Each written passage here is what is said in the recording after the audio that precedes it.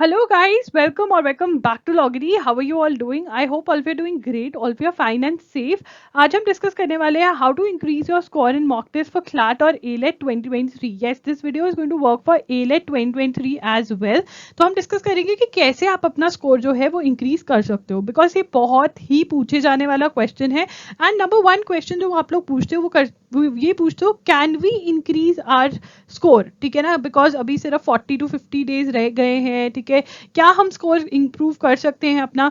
देखो, आप 5 डेज पहले, 2 डेज, 3 डेज, 4, 10, 15, 20, 25, 30, 35 डेज पहले, 40 अपना स्कोर आप इंप्रूव कर सकते हो अगर आपके पास राइट स्ट्रैटेजी है. If you have the right strategy, जो मैं आपके साथ आज डिस्कस करने वाली हूँ कि वो क्या राइट स्ट्रैटेजी है जो आपको लगानी है. अगर आप ये स्ट्रैटेजी लगाओगे तो मैं 100% गारंटी देती हूँ दैट आपको अपने स्कोर के अंदर इंक्रीज दिखेगा. राइट, तो हम ये बोलते हैं I want to increase my score, but हम ये नहीं सोचते कि कैसे करें. राइट, अब इसके अंदर क्या है, one mistake that students commit is कि वो हर रोज के रोज सिर्फ और सिर्फ मॉक देते रहते हैं. ठीक है, सिर्फ मॉक देना उनका काम है, बट उसको एनालाइज नहीं करेंगे. और जब तक आप मॉक को एनालाइज नहीं करोगे, आपके प्रॉब्लम एरियाज नहीं पता चलेंगे. प्रॉब्लम एरियाज नहीं पता चलेंगे तो आप उसमें इंप्रूवमेंट कैसे करोगे. इंप्रूव नहीं करोगे प्रॉब्लम एरियाज को तो मार्क्स कैसे इंक्रीज होंगे. ठीक है, चाहे आपका स्कोर अभी 30 है, चाहे आपका स्कोर अभी 80 है, अगर इस रेंज के अंदर आप घूम रहे हो, 30 to 80 की रेंज के अंदर घूम रहे हो, and you want to increase your score, and even if it is 90, 100 and you want to improve your score, this strategy is going to work for sure. Let's get started with today's session. इससे पहले video को like कर देना, channel को subscribe कर देना, bell button पे भी हिट कर देना, ऑल नोटिफिकेशंस कर देना, एंड कमेंट डाउन बिलो कि मैं आपकी कैसे हेल्प कर सकती हूँ और कौन कौन से वीडियोस आपको चाहिए. जल्दी जल्दी से कमेंट कर दो and I will make sure कि मैं वो वीडियोस आपके लिए लेकर आऊँ. Yeah guys, welcome to Loggery. I hope you have subscribed to Loggery's YouTube channel and hit that bell notification so that you do not miss any of our videos. And I hope you're following us on Instagram. We're there by the name @IamLoggery. We do pretty motivational stuff out there if you want to stay happy, if you want to stay motivated, and if you want to stay connected a little more with Loggery, then do follow us on Instagram. सबसे पहले, collecting data during the mock. Yes, you are the one who has to collect the data. Now, what data you have to collect? क्या information चाहिए हमें? सबसे पहले, are you able to complete the mock within 2 hours? क्या आपकी इतनी speed है कि आप 150 क्वेश्चंस को पूरा कर पा रहे हो 2 आवर्स के अंदर, और रादर 1 hour 50 मिनट्स में ट्राई करो कि आप अपने क्वेश्चंस जो है वो कर पा रहे हो. क्या ये आपसे हो पा रहा है? ठीक है, अगर नहीं हो पा रहा तो इसका भी जो प्रॉब्लम एरिया वो ये है कि ये नहीं है कि आप मॉक्स अटेम्प्ट करना छोड़ दो. नो, आप मॉक्स अटेम्प्ट करो, बिकॉज जैसे जैसे आप ज़्यादा से ज़्यादा मॉक्स अटेम्प्ट करोगे, मे बी ऑल्टरनेट डेज पे, अगर स्पीड रिलेटेड इशू है तो ऑल्टरनेटिव डेज पे मॉक्स अटेम्प्ट करने चाहिए. तो आप देखेंगे कि एक सटल इंक्रीज आपके मॉक्स की स्पीड के अंदर आप देख पाओगे. नाउ, अब वो जो छोटी इंप्रूवमेंट है वो आपको कब दिखेगी, जब आप डाटा इकट्ठा कर रहे हो. तो आपको ना अपने साथ एक नोटबुक लेकर बैठना है. जब भी आप मॉक टेस्ट अटेम्प्ट कर रहे हो तो आपको बस ये लिखना है कब आपने स्टार्ट किया मॉक टेस्ट और कब कब कौन सा सेक्शन.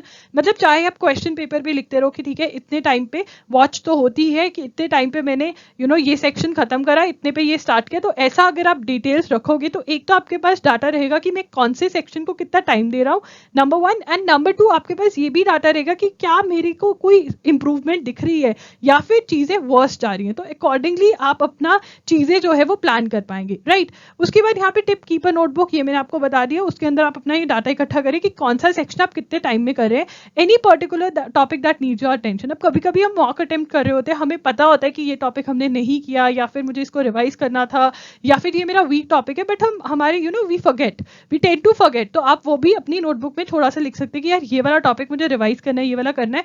तो ये again this is just an add on. जो हमारे लिए इंपॉर्टेंट है वो ये इंपॉर्टेंट है डाटा इकट्ठा करना कि हम कौन से सेक्शन को कितना टाइम दे रहे हैं और हमारी सीक्वेंस क्या रह रही है. Sequence in which you attempted the sections is very very important. बहुत बार ऐसा होता है कि जब हम 2 सेक्शंस पहले अटेम्प्ट करते हैं वो बहुत अच्छे से सॉल्व होते हैं, हमारे मार्क्स बहुत अच्छे आते हैं, बट जब भी हम वो 2 सेक्शंस को बाद में अटेम्प्ट करते हैं तो हम अपने मार्क्स में एक ड्रॉप देखते हैं. अगेन क्योंकि हमारे ब्रेन को भी प्रैक्टिस नहीं है, माइंड को भी आदत नहीं हुई है कि 2 आवर्स के लिए एकदम बिल्कुल बिल्कुल बिल्कुल काम करते रहना है. तो वो हमें प्रैक्टिस करनी पड़ेगी. It's just like running. जब हम रनिंग स्टार्ट करते हैं तो हम 10 मिनट्स 15 मिनट्स के लिए बहुत मुश्किल से भाग पाते हैं. आई थिंक फर्स्ट डे सिर्फ 5-6 मिनट्स के लिए भाग पाओगे, एंड देन इवेंचुअली आप देखोगे 10 डेज के लिए आप 6-7-10 मिनट्स के लिए कर दोगे, फिर 15, 20, 25. ऐसे ही आपके ब्रेन को भी अभी आदत नहीं हुई है कि 2 आवर्स के लिए बिल्कुल एकदम बिल्कुल विद फुल फोकस काम करना है, तो वो आप प्रैक्टिस करोगे तो ये वाली प्रॉब्लम भी आपकी इंप्रूव हो जाएगी। ओके, सीक्वेंस के बारे में आपको नोट करना क्यों जरूरी है हर एग्जाम के लिए? बिकॉज आपको पता रहेगा जब आपको डिसाइड करना होगा ना कि अच्छा मेरी सीक्वेंस क्या होनी चाहिए, क्या मैं इंग्लिश पहले अटेम्प्ट करूं, लॉजिक करूं, लीगल करूं, करंट करूं, कौन सा सेक्शन पहले अटेम्प्ट करूं। जब आप अपना डाटा इकट्ठा करोगे ना अराउंड 5-6 मार्क्स का, तो आप वो क्वेश्चंस खुद से आंसर कर पाओगे रादर देन आस्किंग मी कि हमें क्या करना चाहिए, राइट? तो ये डाटा इसलिए इंपॉर्टेंट है। इट इज़ वेरी इंपॉर्टेंट कि आप ये डाटा एक नोटबुक में इकट्ठी करो रादर देन पेजेस पर, बिकॉज पेजेस गुम जाते हैं, और एक अगर पर्टिकुलर नोटबुक होगी तो चांसेस आर देयर कि वो बिल्कुल सही सलामत रहेगी। Create a plan before you start the mock. देखिए, अगर आप अपना paper mock is your CLAT exam या एलेट का एग्जाम, आपको जब आप बैठ रहे हो तो आपको वो फीलिंग लेनी है कि बस यही है, यही पेपर है, अगर इसको अच्छे से सॉल्व किया तो मेरी एडमिशन पक्की है, राइट? ऐसी फीलिंग लेकर बैठोगे, उसको रियल फील दोगे कि हाँ यही पेपर है आज का मेरा, तो it is going to help. अगर कोई भी आपको बैकलैश आता है विद इन से, लाइक कोई मेंटल इशू आता है, ठीक है, मे बी एंग्जाइटी होती है, पैनिक होता है, वरी होती है, तो वो भी आप हैंडल करना सीख जाओगे अगर आप अपने आप को वो सिचुएशन में बार बार डालोगे। नंबर 1। नंबर 2, अगर आप प्लान क्रिएट करोगे बैठने से पहले, तो वही आप करोगे ना जिस दिन आप एग्जाम देने जाओगे, क्लैट देने जाओगे, एलेट देने जाओगे, तो अपने दिमाग में एक प्लान लेके जाओगे ना कि इस सीक्वेंस के अंदर करना है, ठीक है, मुझे इस सेक्शन को इतना टाइम देना है, कुछ तो प्लान लेकर जाओगे, राइट? तो ऐसे ही आप मॉक से पहले भी प्लान करोगे, ऑन पेपर प्लान कर सकते हो। अगेन बिकॉज आपके पास डाटा होगा तो आप पीछे जा सकते हो कि कहाँ पर मेरी अच्छी परफॉर्मेंस रही है, अगर मैं किस सीक्वेंस में किस सेक्शन को कितना टाइम देता हूँ तो क्या परफॉर्मेंस है, प्लस अगर इंप्रूवमेंट होगी तो वो भी आपको दिखेगी, right? Now what you need to decide in which order you are going to attempt the mocks. तो it is very very important कि आप सीक्वेंस या फिर जिसको आप ऑर्डर कहते हैं वो आप डिसाइड कर बैठे, ठीक है? Number 1। Number 2, how much time to which section. चाहे आप वो टाइम नहीं दे पा रहे हैं, आप कह रहे हो कि मुझे इंग्लिश 30 to 32 मिनट्स में सॉल्व करनी है, बट एक्चुअल में मेरे को 45 मिनट्स लग रहे हैं, it's fine, I am going to solve it, because जब तक मैं प्रैक्टिस नहीं करूंगी तब तक वो 30 to 32 मिनट्स पे नहीं आएगा, ठीक है ना? तो मुझे I have to practice and eventually I will see a gradual but slow improvement, ठीक है? वो होगा, स्लोली होगा बट होगा इंप्रूवमेंट। उसके बाद एक जो बहुत ज्यादा इंपॉर्टेंट चीज है वो है be open to changes in case a mock is having some twist. ये आपको बहुत ज़्यादा ज़रूरी है। एग्ज़ाम के अंदर you should be ready to change your plan. अगर जो एग्ज़ाम है वो डिमांड है उसकी कि भाई तुम्हें अपना प्लान चेंज करना पड़ेगा, मे बी रीडिंग कॉम्प्रीहेंशन बहुत ही स्ट्रॉन्ग टॉपिक है मेरा, ठीक है, और ये मेरे को बहुत अच्छे से आता है, सब कुछ है, बट एग्ज़ाम के अंदर मेरा जो रीडिंग कॉम्प्रीहेंशन वाला सेक्शन है वो बहुत ज़्यादा डिफिकल्ट आ गया है एंड बहुत ज़्यादा टाइम कंज्यूम कर रहा है।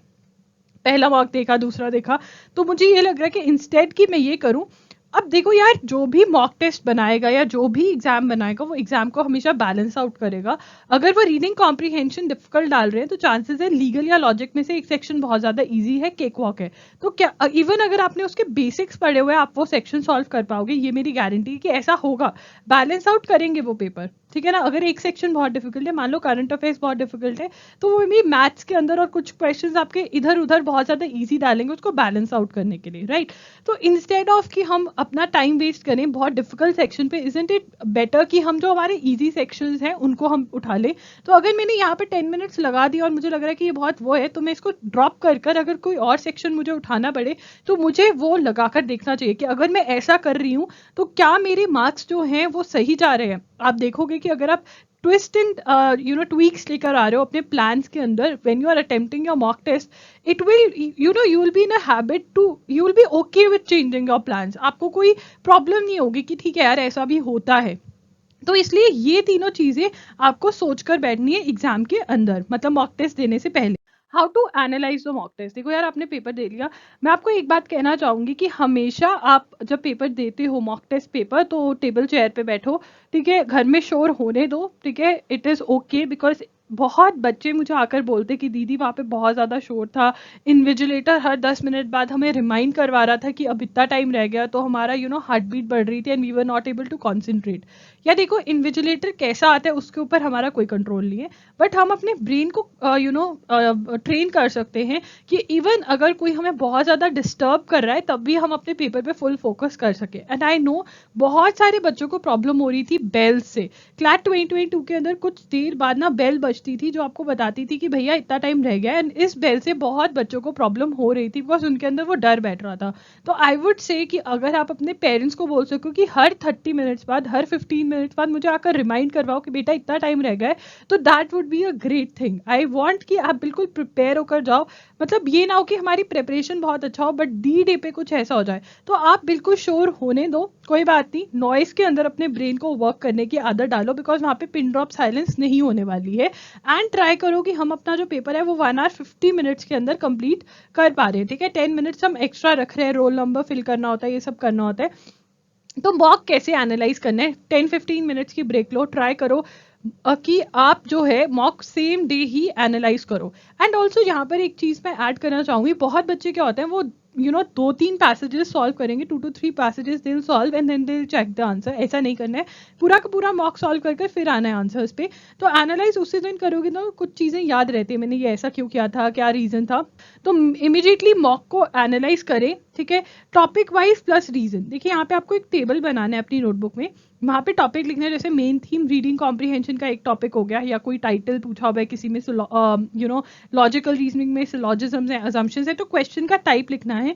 और उसके बाद ये करेक्ट हुआ तो 1 मार्क, ठीक है। और यहाँ पर क्या रिमार्क्स थे कि भाई करेक्ट हुआ तो कुछ लिखना है, या फिर इनकरेक्ट के अंदर ज़्यादा रिमार्क्स होंगे कि क्यों इनकरेक्ट हुआ, मुझे कॉन्सेप्ट क्लैरिटी नहीं थी, मैं 2 ऑप्शंस में कंफ्यूज थी, ये सब कुछ उस क्वेश्चन को जाकर देखो कि अच्छा ये आंसर है, ये आंसर क्यों है।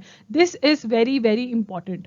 Instead of solving 1 mock every day, even if you are solving only 2 to 3 mocks in a week, अगर आप 2 mocks भी attempt कर रहे हो but you are making sure कि आप उसका deep analysis कर रहे हो, that is what is going to work in your favor. Not attempting the mock every day is not going to work in your favor.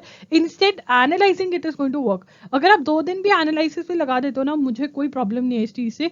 Skip किया, क्यों skip किया, मैंने कभी ये टॉपिक पढ़ा नहीं है, कुछ भी आप वो वहां पर लिखोगे कि ये टॉपिक ये था जो मैंने स्किप किया। अगेन डाटा इकट्ठा करना है, हमें कॉन्सेंट्रेट किस चीज पे करना है, इनकरेक्ट और स्किप पे। बट करेक्ट हमें क्या देगा, कॉन्फिडेंस देगा कि यार ये वाले टॉपिक्स तो मेरे सॉलिड टॉपिक्स है, और that is what is going to give you confidence, और यहाँ पे मुझे इंप्रूवमेंट चाहिए। प्लान ऑफ एक्शन, देखिए most of the students they do analyse the mock but they don't create a plan of action कि ठीक है मेरी ये सब गलतियां, अब मैं क्या करूं, कैसे उनको इंप्रूव करूं। तो हमारे पास प्रॉब्लम एरिया का डाटा इकट्ठा हो जाएगा, आप 2 से 3 मॉक्स करोगे सॉल्व, उतने में ही हो जाएगा। 1 मॉक के अंदर भी हमें बहुत चीजें पता चल जाती है, राइट। तो problem area, entire topic problem है, ठीक है। कुछ पर्टिकुलर क्वेश्चन है, मान लो रीडिंग कॉम्प्रिहेंशन है, मेरे को 3-4 क्वेश्चन में प्रॉब्लम आ रहा है, बाकी सब सही है, तो मतलब मुझे वो 3-4 क्वेश्चन कैसे सॉल्व करना है, मुझे उस पर फोकस करना है rather than starting entire reading comprehension. May be मुझे प्रॉब्लम कुछ और हो कि मुझे अंडरस्टैंडिंग में आरसी के अंदर कोई टॉपिक अगर बिल्कुल अननोन से आ जाता है, वो प्रॉब्लम, इसका मतलब मुझे प्रैक्टिस ज्यादा करना है, न्यूज़पेपर के अंदर एडिटोरियल्स खुद से पढ़कर उनको समझने की कोशिश करनी है। That is how you can increase your speed as well as you can get comfortable with those topics that you never read, okay. तो ये आपको देखना है कि पर्टिकुलर टाइप ऑफ क्वेश्चन से प्रॉब्लम है, इंटायर टॉपिक से प्रॉब्लम है, कि रिवाइज करने से चल जाएगा। मे बी आपने 2 मंथ्स पहले वो टॉपिक पढ़ा था, बहुत टाइम हो गया, आपने उसकी थ्योरी रिवाइज नहीं करी है, देयरफॉर आप सोचोगे चलो ठीक है एक बार रिवाइज करके देखते हैं, अगर रिवाइज कर ठीक होगा ठीक है, नहीं तो मैं स्टडी फ्रॉम स्क्रैच कर दूंगा। क्या मुझे सेम सोर्स से ही पढ़ना चाहिए क्योंकि हाँ वो सोर्स बहुत अच्छा था तो मैं सेम रख रही हूँ, बट नहीं, ये तो सोर्स में ही प्रॉब्लम है, तो लेट्स चेंज द सोर्स। अब ये सारी चीजें आप मेरे साथ डिस्कस कर सकते हो ऑन इंस्टाग्राम @IamLoggery पर हूँ मैं वहाँ पर, या फिर कॉमेंट सेक्शन में आप मेरे साथ चैट कर सकते हो, या फिर 1-on-1 सेशन भी बुक कर सकते हो, वो पेड होता है। इंस्टाग्राम और कॉमेंट्स में आप मेरे साथ फ्री में बात कर सकते हो, या फिर आप द क्वेश्चन आवर अटेंड कर सकते हो जो हर संडे को होता है। मैं नोटिफाई करती रहती हूँ टेलीग्राम पर कि आज द क्वेश्चन आवर है, वहां पर आकर भी आप अपनी क्वेरीज पूछ सकते हैं। और कोई टॉपिक ऐसा भी हो सकता है जो आपने नॉट कवर्ड येट, या फिर ये मिस्ड आउट है, मतलब ये टॉपिक आप नहीं कर जा रहे हो, मेक श्योर कि आप कोई ऐसा इंपॉर्टेंट टॉपिक नहीं स्किप कर रहे हो, राइट। हाउ टू डिसाइड, कैसे पता चलेगा क्या करना है। It's been long that you have not read the theory of a particular topic, इसका मतलब रिविजन चाहिए। कंफ्यूजन हो रही है बिटवीन 2 ऑप्शंस, 2 एलिमिनेट कर पा रहे हो, 2 में कंफ्यूजन है, इसका मतलब कॉन्सेप्ट क्लैरिटी नहीं है। कॉन्सेप्ट क्लैरिटी नहीं है तो ट्राई करो कि उस टॉपिक को आप स्क्रैच से स्टडी कर सको, बिल्कुल जीरो से, जैसे पहली बार पढ़ रहे हो वैसे। फॉरगेटिंग थिंग्स, आप चीज़ों को याद नहीं कर पा रहे हो, तो इसका मतलब रिविजन चाहिए। Bonus tips, make a note of your silly mistakes in the remark section. देखो अपनी सिली मिस्टेक्स को अपने दिल से लगा कर जाओ, इन आई मीन कि उसको याद कर कर जाओ कि मैं ये गलती करती हूँ, ताकि एग्जाम में जैसे ही आप वो गलती करने लगो एक टन बजे एंड आपको रिमाइंड करवा दे कि बेटा ये गलती नहीं करनी है. Have a fix notebook for your mock test analysis. This is very very important. So guys that's it. मुझे जरूर बताना कि आपका अभी स्कोर क्या है, एंड जब आपका स्कोर इंप्रूव हो जाए तब आकर बताना कि स्कोर इंप्रूव हुआ है. एंड अगर स्कोर इंप्रूव नहीं हो रहा है इन सब बातों के करने पर भी, तो आप मेरे साथ शेयर करना क्यों नहीं हो रहा है. I am going to share that how you can improve your score. Maybe आपके कोई पर्टिकुलर प्रॉब्लम हो, so comment down below and I'm going to help you out. That's it. Loggery signing off. I'll see you super soon. Bye and take care.